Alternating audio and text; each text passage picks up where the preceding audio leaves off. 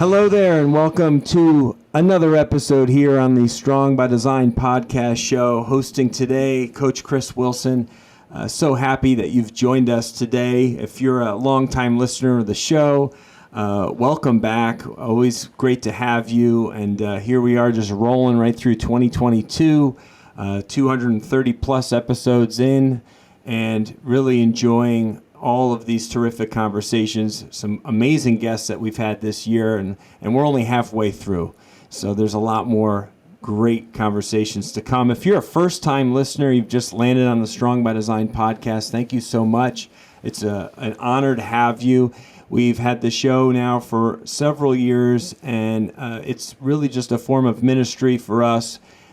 We can have great conversations with people from many different backgrounds, all walks of life, and to help people live a life strong by design. The double meaning that we talk about, you are strong by design, by how you're designed and created by our Creator, but also by the way you design your life. And so it's a twofold meaning, right? We have every day we are given an opportunity to make better choices, better decisions in how we lead ourselves, how we lead others, how we walk through this life. So this is just another episode to help you navigate the obstacles and the potholes of life, so to speak. So I have a terrific guest, somebody I'm really excited to talk with today, Annie Yatch. I think I got it right. You got it right. Okay. We talked about it before we started rolling. I wanted to get it right. Annie is the CTO, the Chief Transformation Officer and co-founder of SEAL Team Leaders. CTO, I don't think I've ever heard that one before, but I actually really like that because you are all about transformation and change in how people are able to lead themselves and others in this life. She's been an entrepreneur for the last 12 years. She's a graduate of Georgetown University's School of Foreign Service and Georgetown's Master's Program in International Security and Counterterrorism. Now, all of that sounds amazing and almost like the female version of Mike Gillette, which is a past guest of ours and an amazing man, if you know who Mike is. But so it looked like your life was going a certain direction in terms of what you were going to be doing, but then you ended up moving from that into something that you found a deeper passion for, which was really helping other entrepreneurs, people like you, identify the things holding them back from success in life. And so that's really what I want to be able to and uncover truth. It was what I kind of felt like I read that a few times, which was really interesting to me. So Annie, welcome to the show. Can't wait to talk with you about this topic today. Thank you so much, Coach Chris. I'm happy to be here. Ready to dive on in. Yeah, let's dive on in. So first and foremost, because you're going to get a different definition, different answer from anyone that you ask. You'd ask 20 different people, you get 20 different answers. I'd be curious to know what your definition is. What is leadership? And why is leadership so vital to the success of any team? Well, I would say that based on what we do at SEAL Team Leaders, that leadership is really the ability to evoke action in others. So if you're leading a team, you want to make sure that you are evoking that action to make sure that the team is moving forward in the way you want them to move. So that's a very specific and very distilled definition. But the reality is, if you want your team to be high performing, there's a lot of work you have to do on yourself to make sure that the way you show up is not necessarily, you want to make sure that the way you show up is not necessarily what you would want to have had, but it's more what your team and their functional level requires. Because everybody makes usually the mistake of leading the way they want to be led instead of leading based on the functional level of the team. And so that's where I'm always telling people, I'm like, if you're going to be leading a team, you have to think about not how you would have wanted to be led, but how does your team need you to lead in order to get the most and the best out of them?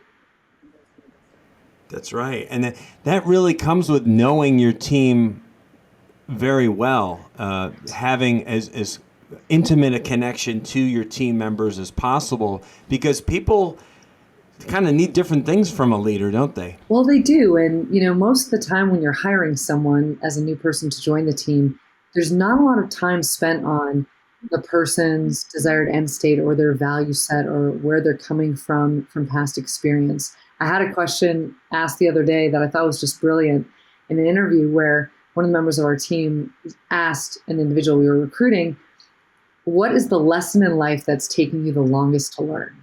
And I was like, oh, that is how you go deep with people. So we're big fans of going extremely deep on the connection side and making sure that everything is very authentic, very vulnerable, very trusting, because that is in essence the formula for connection. And the more a team has connection, the better that team's going to work with you. Yeah, without question. We have a kind of a small team in-house and a much larger team kind of virtually spread out over the country, actually globally, in what we do here at Critical Bench. But the connection, the word you just said, connection, is a really big deal. And it really comes down to culture, doesn't it? Like the culture that you've created within those four walls where you are. And that starts with the leader. Correct. Well, it starts with the leader or it starts with the CEO, actually, right? The person who's running the entire team. And what we found about 15 years ago was whatever the unresolved trauma of the CEO is, trauma as in, whatever lie their subconscious is telling them, whatever that subconscious trauma is, if they don't resolve it, the performance of their team will be severely limited. And they will only attract people that have the same trauma that they have, even if it's in a different context. So that's where it goes back to, okay, whoever's leading this team, let's make sure that that person is as healthy mentally in the body, in the heart, in the soul as they can be, because that will literally dramatically shift how the team shows up. Yeah, and that's really your specialty is dealing with the traumas that all of us carry with us, those burdens, those unresolved issues and things. And being able to talk that out and communicate that and get those things out in the open to some degree, is that? Well, it's always more helpful if it's not hidden, right? Because hidden trauma is like hidden failure, right? If you have hidden failure, then people will make the same mistakes over and over again. You're going to constantly be putting out the same fires. So with the hidden trauma, from our perspective, it's better to go after it and to be aware of it, because then you can attempt to resolve it and avoid it. And then so too can your team.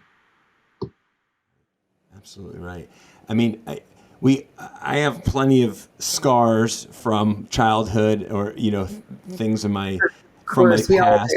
We all do. Yeah, we all do. But I do feel like one of my strengths has always been my ability to communicate those issues with other people that were in my circle, people that I trusted, other mentors, parents maybe of friends of mine that I formed strong connections with.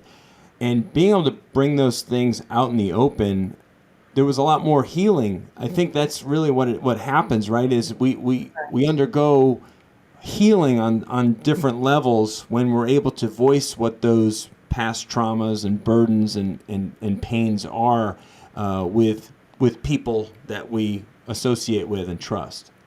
I think it all comes down to if you have, trauma that you've gone through, whether it's big T trauma or little T trauma, right? Because most of us in this society, we only hear about the big T trauma, but there are a lot of very small, sort of insidious things that sneak up on us that none of us would look at and be like, oh yes, that's a trauma. But when we talk about trauma, we're talking about perceived loss of control.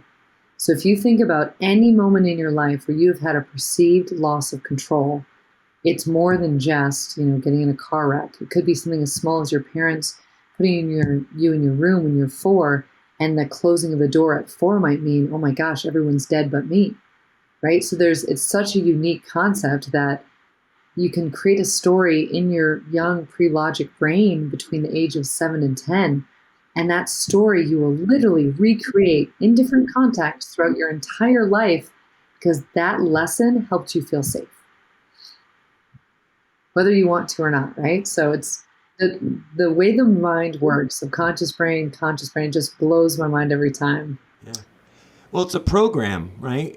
We have programmed ourselves a certain way, and we have a lot of different programs running in the background of our lives, right? While our brains are so absolutely amazing, the best supercomputer that'll never be out created or outdone is the one in our head.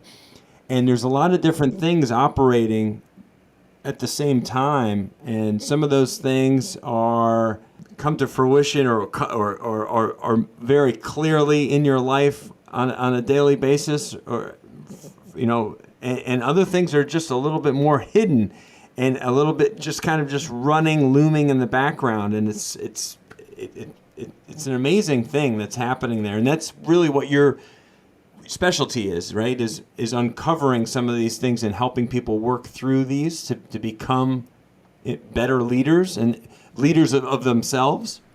That's 100% accurate. And what I always like to explain is that, your subconscious brain runs at about 11 million data points a second. Your conscious brain only runs at 40. So you're only ever conscious of 40 data points at any one time. But that just means then that your subconscious mind, subconscious brain in the narrative that directed that story you told yourself as a 7 to 10-year-old, that's running you almost 24/7. So all the fears, all the concerns, all the things that kept you safe from those lessons as a little kid, that's running you more than your conscious thought, which is just such a paradigm shift, because we all assume, oh, we're conscious, we're having conscious thought, we're making conscious decisions. No, we're being run by the trauma lessons that we learned as a little kid. That's why when you're triggered or you have an emotional reaction to something, it's not actually the memory that's coming up, it's the trauma from the past that you're pulling into this present moment, which keeps you disconnected from what the moment actually can create. Yeah, and people are afraid to go there because they don't want to. It's easier in life to overlook things and kind of dodge things and not go down those roads. But unfortunately, growth and change only come from taking those steps, those action steps, as you alluded to earlier, that we all need to take in our life in order to kind of level up. Well, a lot of people think it's leveling up, but from my perspective, what I've found in this world is that there are a lot of people looking for their purpose, and a lot of people don't have their purpose really well defined. And I wish if you take nothing else from this podcast, you take the concept that literally your biggest pain, your biggest trauma is actually the source of your greatest lesson and your greatest calling. At least that's what I've seen. So once you identify what this trauma is and you do some work on it, you actually can step more into the calling or the reason why you're here. Right. But I think it uncovers a passion in some. Right? Well, it uncovers the biggest lesson of your life, which if you understand that, then your passion for what you do and what you create in this world comes directly off of that lesson. Yes, right. Absolutely right. Yeah, and when we're guided or able to live out our passions, healthy passions, of course I'm talking about. But everything is better. Everything is just better. This topic seems to come up in a lot of conversations because passion, actually, we have 7 core values here at Strong by Design, 7 guiding core values for our business here at Critical Bench. Passion is one of the 2 P's. Positive attitude is one of the other ones. But passion, and I recently did a podcast talking just about the P word a few episodes back. Please go back and listen to that. If you're a first-time listener, if you're a long-time listener, you probably heard that episode. I just spoke from the heart for about 30 minutes about the power of passion, and really all success is driven by it in life. And all the books I've read and podcasts I've listened to and experts, that word comes up quite a bit. Speaking of which, question for you, Annie. What would you say are the most necessary attributes of a leader? Now, when people hear leader, sometimes they go, well, I'm not a leader. Okay, let's take the word, let me sub in something for everybody or clue everybody listening. Leader, you lead, everyone's a leader because you're leading yourself. So on some level, everybody is a leader, whether you have a leader of your family, leader at work, or at least a leader of yourself. So when you think of a leader, what are the attributes that really kind of come to mind for you, Annie? So I think the best way to explain it, we have these 6 pillars of performance for a leader. And most people would assume that in order to be a great leader, you have to understand how to lead and manage people around you. But actually, the way we look at it is there are 4 key traits you have to build on in order to step into leadership. And then only after building those 4 traits can you step into being the leader that you're meant to be. So for us, we start with the first piece is all around success. How do you define success, and how does your team define success? Because for most of us in this world, we define success by going after a goal or an accomplishment. But success isn't actually achieving a goal or an accomplishment. From our perspective, it's an emotion. And the faster we can understand that success is an emotion and something that you can achieve daily, it really changes the paradigm around this struggle to get to the goal and the struggle to get to the next goal, where you barely have a hint of that experience of success. So we define success really differently. We define it as an optimized daily environment that is sustainable over time, which is pretty mind-blowing if you think about it, because most people define success as attaining a goal or objective or going after an accomplishment. And if you do that, you're always going to be at the limitation of not feeling that feeling. So that's the first thing. You have to define success differently in order to be a leader. Second piece is you have to define team differently. You have to understand that the coordination of action is the single most important aspect of being on a team. If you can't coordinate action well, then you can't team. So if you want to be a leader, you have to be one of the best at coordinating action with all the teams that you're on. Then we've got behavior. In order to be a great leader, you have to be very good at assessing and be aware of your personal behavior as well as the behavior of the team. So if you have anything that's a trigger that comes up for you that causes trouble or chaos or issue at work, that's a behavior you really have to look at if you're going to step into leadership.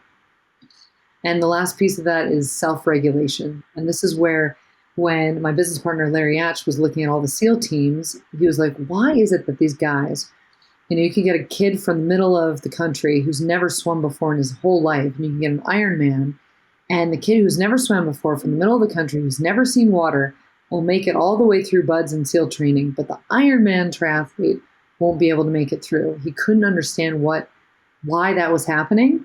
And what he identified was it was actually the muscle of self-regulation in the brain. And self-regulation covers emotional regulation, intellectual regulation, and physical regulation. So if you can regulate yourself and figure out how to make sure that you are emotionally of sound mind, physically of sound body, and intellectually where you need to be, then you're increasing your level of self-regulation across the board. So for us to be a leader, you have to understand self-regulation. You have to be constantly putting deposits into that self-regulation bank.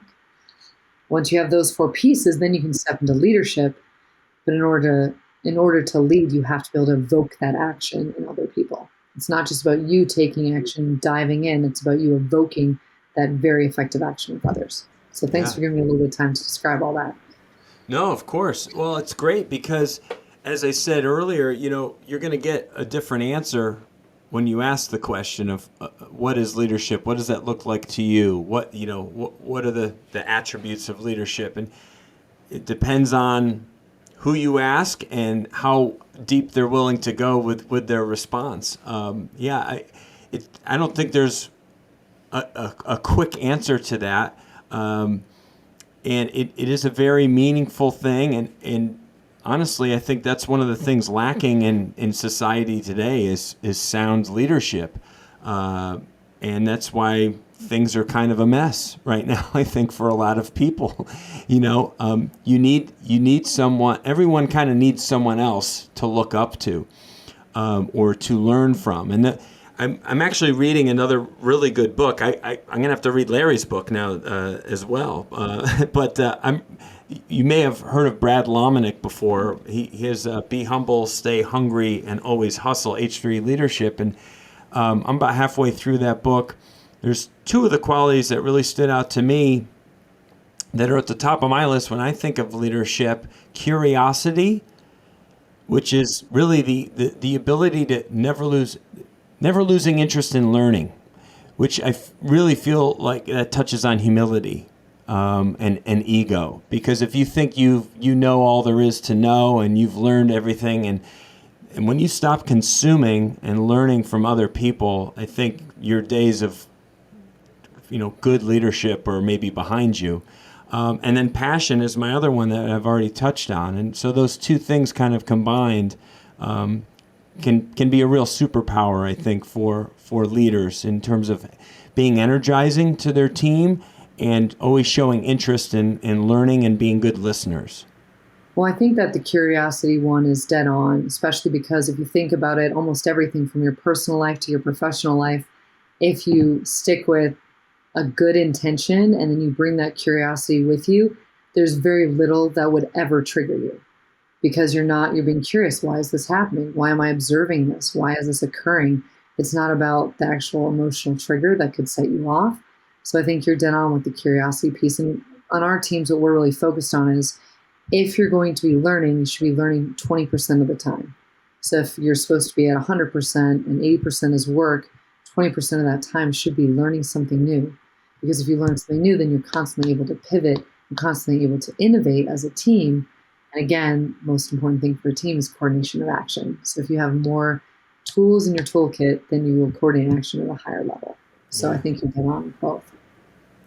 Well, hey, I'm just stealing from other smarter people. That's all. Hey, that's all most of us try to do, right? We try to amass as much knowledge as possible and then put it into action. That's right. Exactly right. Now, you have a bit of a specialty, or at least it's what I concluded after researching some of the things that you've been doing, that you've taken a little bit more interest, too, in helping the women leaders that are out there as well. Because when most people think of great leaders in history, they often are thinking of men, right? Winston Churchill and George Washington and, all these, Martin Luther King and all these other terrific leaders that have been over the last several hundred years.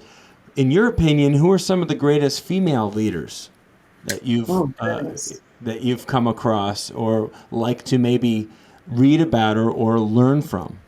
Well, I think, a lot of us probably might go back to Eleanor Roosevelt because she was, front and center at a time in the country where the country really needed female leadership.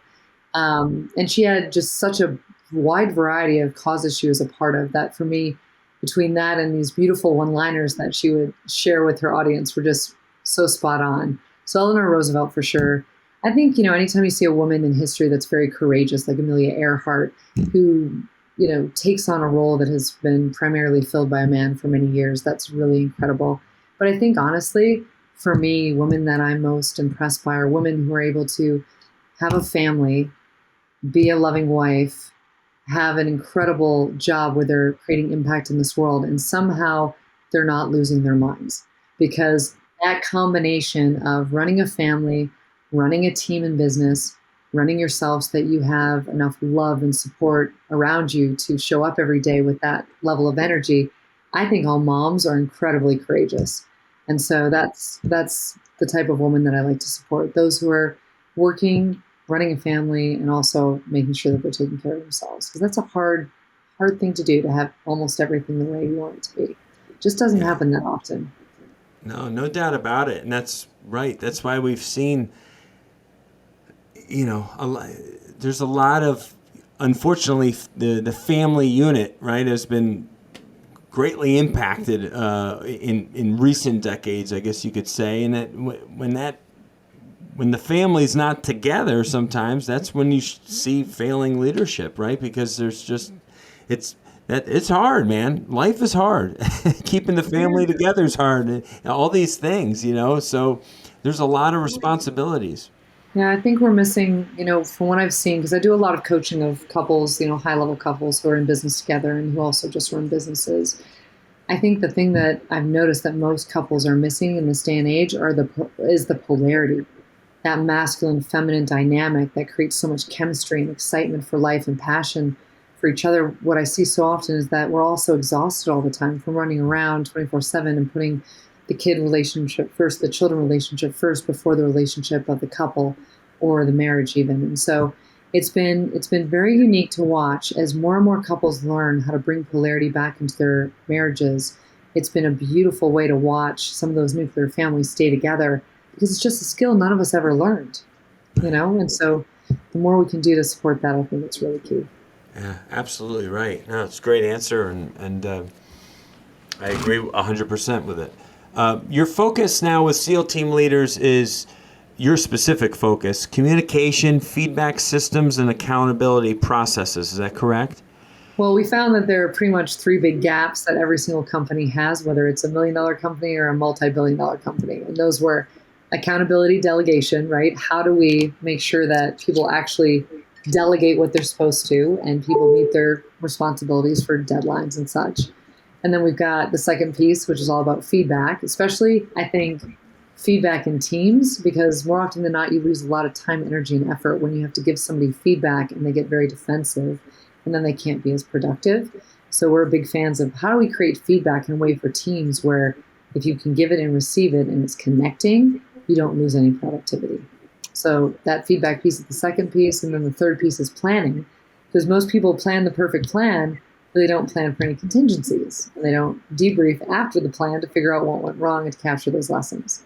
So those three pieces, that accountability, the feedback, and then the planning, biggest gaps in every single business we've ever worked with. Yeah. Yeah, we've encountered a lot of that over the years, and luckily the founder of Critical Bench, Mike Westerdahl, has invested a lot of time in his own leadership skills, and he has multiple mentors, somebody that's like a local friend and confidant, I guess you could say, mentor, is kind of a father figure. And then he has another mentor in business that really helps with the kind of the structure of the business, how the business works, right? And when you see, as somebody that works within a business, when you see your leader investing in themselves and learning from others, it's very inspiring, and it definitely trickles down. Wouldn't you say, when you see, the top dog investing in their own ability, their own growth, their own leadership skills, that definitely has an impact on everyone else that's part of that team. Well, I think it's inspiring because if the main person running the company is willing to identify that they have weaknesses or gaps, then everybody else can finally open up and be like, oh gosh, if he's willing to acknowledge this or she's willing to acknowledge this, then there's no concern for me to acknowledge it. And so you see quite a bit if a team brings in somebody to be a coach or to work on personal development, not only does that help at the C-suite level, but then it helps like nobody's business at the team level. So I love seeing it. And the more that people can invest in their team early, the more loyalty and retention you'll have from your team. Because if you're invested in their personal development, they can invest in themselves, and they know that that's something they won't get at every company. Now I have a side question that just kind of popped in my head, because I think so many of us have experienced this in different jobs that we've had, over a period of time, right? I'm in my middle 40s. I've been around the block. I've worked for different employers over the years since I was a teenager, and I feel like one of the downfalls of a lot of organizations is that they're quick to hire and slow to fire, when it really needs to be the other way around.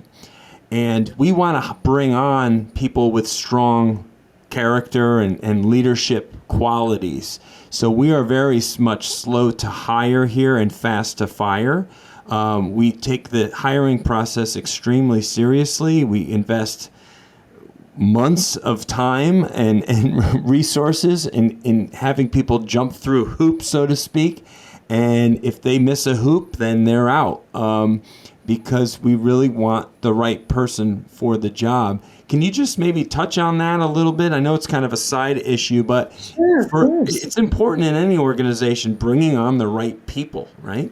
Well, recruitment and retention are two of the most important issues. You waste so much money if you are churning through people over and over again. So I would agree 100% if you spend more time on that front end with people, really identifying what is this person's deep driving purpose? And does their deep driving purpose sync up to what the company's deep driving purpose is? And what you see more often than not is that a lot of companies have core values, they have a vision, they have a mission statement, but the team as a whole hasn't come together to create what we call a desired end state, which is that deep driving purpose that everyone on the team enrolls in and is engaged in and has a voice for. But if you do that, and then you use that with a new recruit, and you dive in deep into, okay, what are the 3 reasons why you might be here? Why are the 3 main reasons why you might want to participate in this team? You're able to see, is their deep driving purpose something that actually syncs up with ours? And then the more time you spend really digging into that person, what their goals are, their past experience, the better you'll understand how to motivate, inspire them, and keep them coordinating action at a high level. Yeah, no, it's terrific. I absolutely agree with that, because I think it leads, you have common issues that your team works with other organizations. And one of them I'd like to just focus on for a moment, which is this toxic work environment that a lot of people are part of. And that can be in just about that can be a professional team, an organization, down to a coffee house. And if you have a toxic work environment, you're going to lose good people who don't want to be part of that. And unfortunately, like I said, with the quick to hire, slow to fire type method, you end up keeping these toxic employees and losing the good people. Right. Well, anytime it's interesting to me because most people, when they have a toxic employee, they might take some time to let the person go. What I wish more people would do is I wish they would actually run an assessment on the employer, bring someone in to run that assessment to figure out, does it make sense for us to invest in this person to possibly change a behavior that is causing the toxicity early on, rather than waiting until it becomes a huge problem and starts to cause issue in the culture. So we're pulled in a lot of times when there's one person on a team that is having some toxicity, or usually it's like a victim mindset, or it's maybe some narcissism. And people are looking for us to identify, can this person change this behavior to be a more contributing member of the team, or are they not going to be able to do that? Do we have to let them go? And I think there's something to be said for the CEOs that are willing to take that step, have somebody assess, and have somebody actually offer some support and guidance, because if not, that person's going to go to the next job and create the same toxicity in the same work environment. It's almost like this is our give back to the next people that hire. We'd rather make sure that in the hiring stage, we hire people that are good people who are willing to do the work, who have a chance to change a behavior that might actually really positively continue to the team if they're allowed to learn new skills and learn some personal development. So, and a lot of it does come back to that feedback mechanism that's built in, right? Because when people are, it's funny, one of my neighbors recently just posted a card that her son had received. He works at Target, right? He's a young guy. He's in college. He works at Target. He received a card from a ton of, like, his supervisors and different people that he works with. It was a handwritten thank you card acknowledging him and the hard work that and showing up and just being a good human being. And he really is. He's a great kid. He's 18 years old. He's a hard worker. He's very kind, very sweet boy. And he got this card, and I think his mom was pretty touched by it. And so she's like, I'm gonna post this, And I don't think there's a lot of people that get that kind of recognition. I talked with Dr. Paul White several episodes ago and about recognition in the workplace and having these feedback systems in place to let people know. And it doesn't need to be money. It doesn't need to be financial. A lot of times it's just acknowledging somebody in different ways that are meaningful to them. And that can change behavior dramatically, can it? Oh, 100%. And you have to be careful because you have to look at what motivates each person individually, because not everyone's the same, right? So if you're going to offer something to someone, some people might prefer the monetary side. Some people might just want a word of praise or word of affirmation. Some people might want a hug or, something along those lines. So I think where we mess up in business culture is we spend a lot of time thinking about what we would do at large for the group rather than getting a little bit more specific to make it even more special for each person based on what they most need to hear to continue being a really great contributing member. Right. Some people are like kind of like their love language is would be like more like interaction, like a fist bump or a bro hug or a high five or something. Service, right?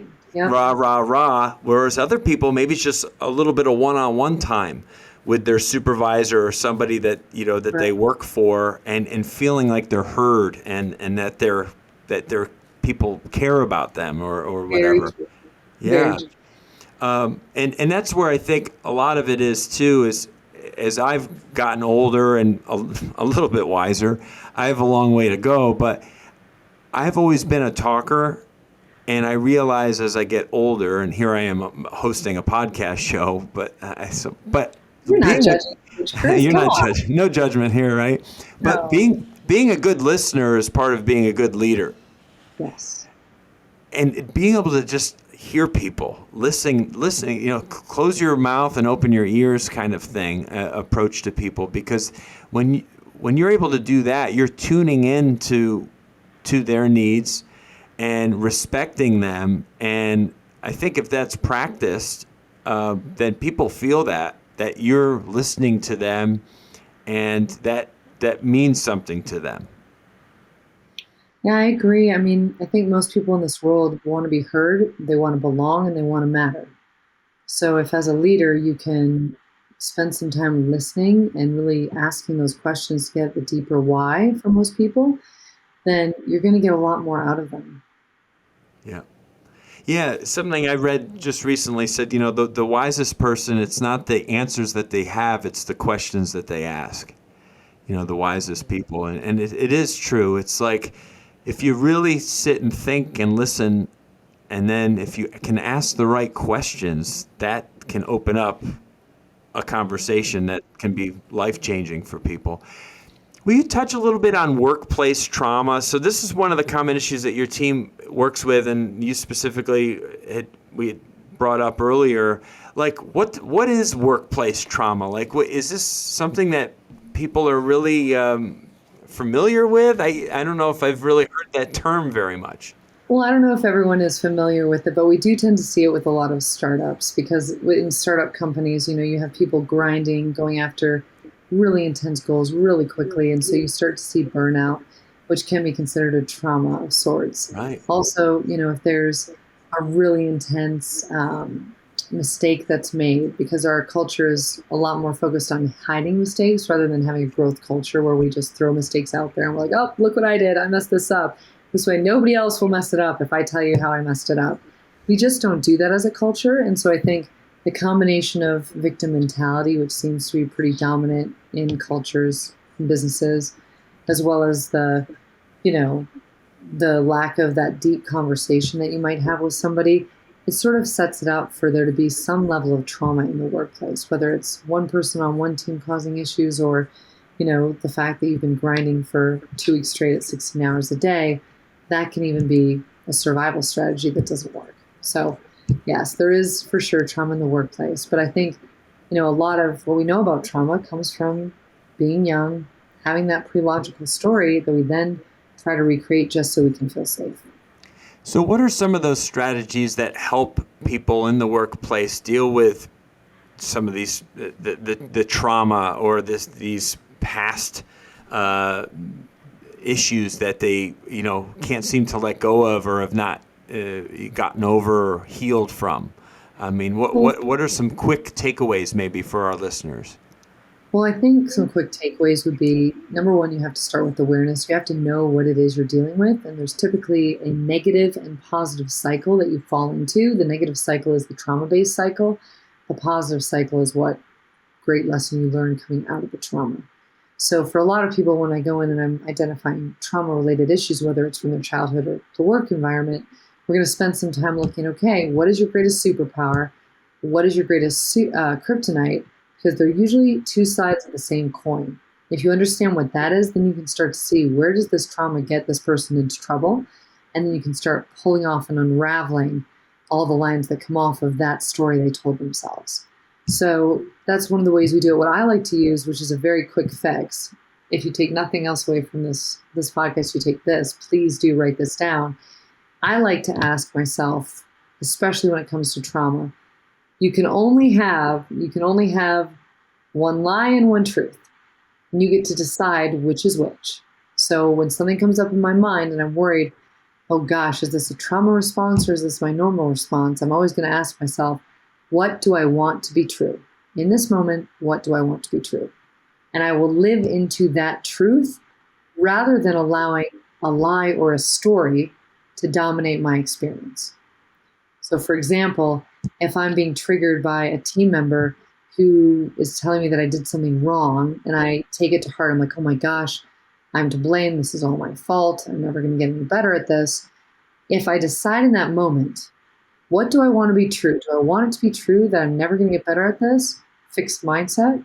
Or do I want to decide in this moment, I can learn to do anything no matter what is handed to me?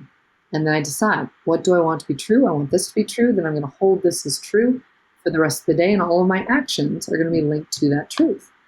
So that's a really good example of, just on a very specific and small level, how do we rewire some of this? How do we make it different than how the emotional trigger or the default action might push us into? Right. So it's the language that we use and the internal conversation that a lot of us have, right? We're so quick to cut ourselves down. We really are. And really, right. And it's almost like we need others to build us back up, because a lot of us are lousy at doing it ourselves, because we're just constantly not telling ourselves bad stuff. We don't have the tools. I mean, I worked with a gentleman today, and his whole life, because there was a middle school teacher who told him that he would never amount to anything if he was the way he was. So for his whole life, for 30 years, all he did was try to disprove this middle school teacher. Yeah. And I'll show him, right? But he's fueling everything he does from a place of the trauma.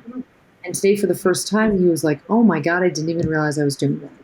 He's like, I didn't realize that I've been trying to prove myself every single day to disprove that middle school teacher. And he had so much anger towards this teacher, even though in reality, the teacher wasn't doing it anymore. He had been doing it to himself for 30 years.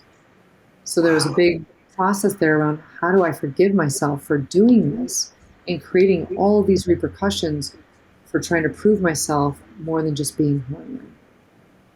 I mean, that in and of itself in 1 hour is a pretty mind-blowing concept to start to identify. And then what to do. Yeah, without question. And that's where I'm so happy. I'm one of those rare guys that I'm part of I have like a Saturday morning group of guys that we get on. We would do it in person if we could, but in today's day and age, it's just easier to do things virtually, right? So it's an ongoing Saturday morning, 7 a.m., 1 hour long men's group. And sometimes it's 3 of us, sometimes it's 12 or 15 of us, depends on who can show up.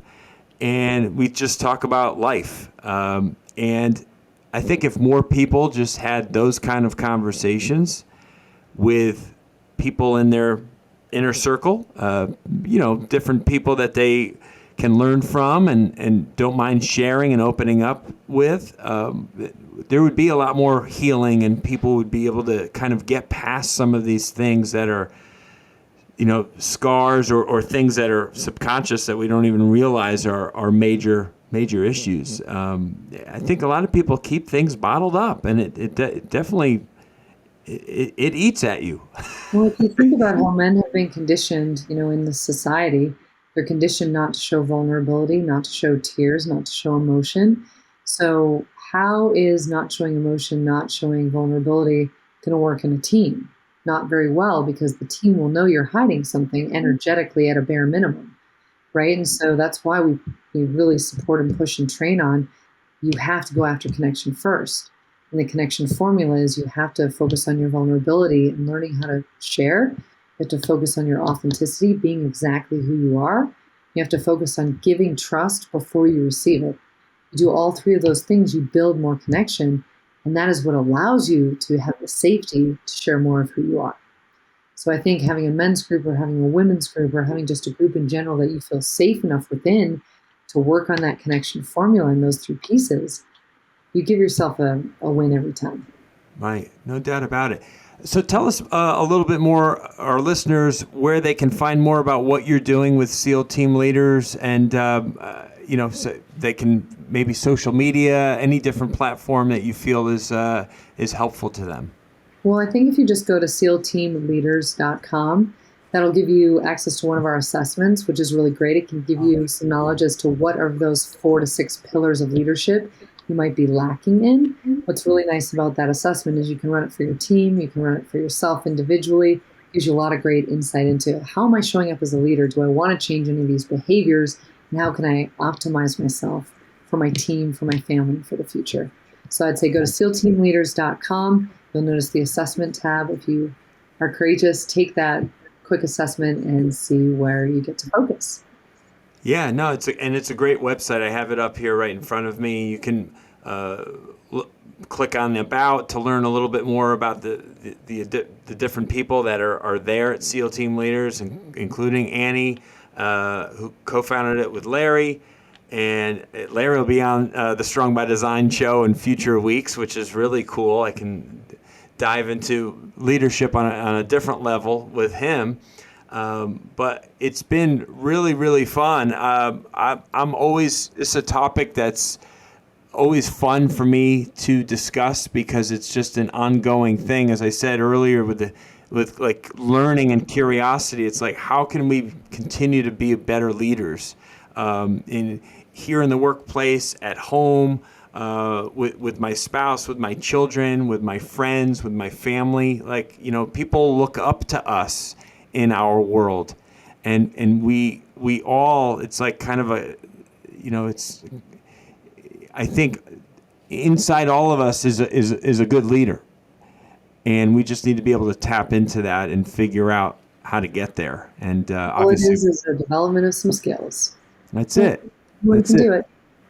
It's awesome. Thank you so much, Annie, for your time. Really Chris, appreciate it. Thank you so much. I hope it was Yeah. very valuable for the listeners too. Oh, I have no doubt that it was. I got a lot out of it, so I'm sure our listeners did as well.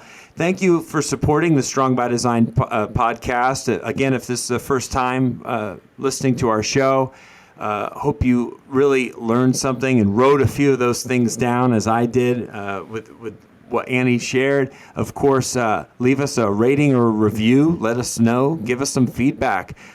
Something you enjoyed, got from this episode or past episodes. We would love to know. And again, if you're a longtime listener, thank you so much. We just love you, and we'll be back next week, as always, on Wednesday when a new episode releases. And we just hope you have a great rest of your day and week, and we'll talk with you very soon. God bless.